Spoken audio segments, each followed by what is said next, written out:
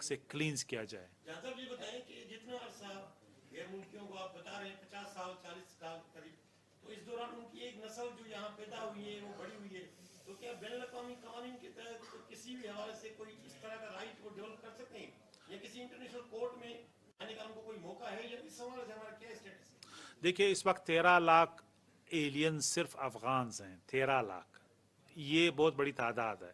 ان کا کوئی رائٹ نہیں، کوئی قانون دنیا میں نہیں ہے جو کہیں کہ ان کو آپ آئی ڈی کارڈ دیں اور ان کا پاسپورٹ دیں، ان کو آپ سٹیزن بنائیں.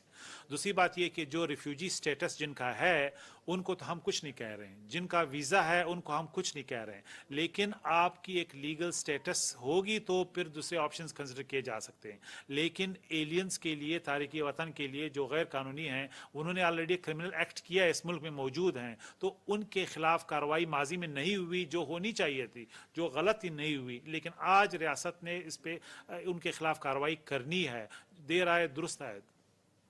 یہ بتائیے کہ یہ جتنے تارکین وطن ہیں، یہ غیر قانونی طور پہ یہ بارڈر سے انٹر ہوئے، تو اس سلسلے میں کوئی ایسا کوئی آڈٹ بھی ہو رہا ہے کہ وہ ان بارڈرز پہ، خاص چمن بارڈر پہ بھی انڈیا سے 2 لوگ آئے ہیں، دبئی گئے، افغانستان گئے، اور انہوں نے یہ راستہ چنے کے لیے ان کو پتا تھا کہ پیسے دے کے ادھر آیا جا سکتا ہے.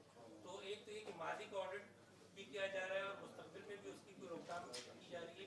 دوسرا یہ ہے کہ یہ جو غیر قانونی تارکین وطن ہیں ان کے خلاف یہ پورا سال کارروائی ہونی چاہیے.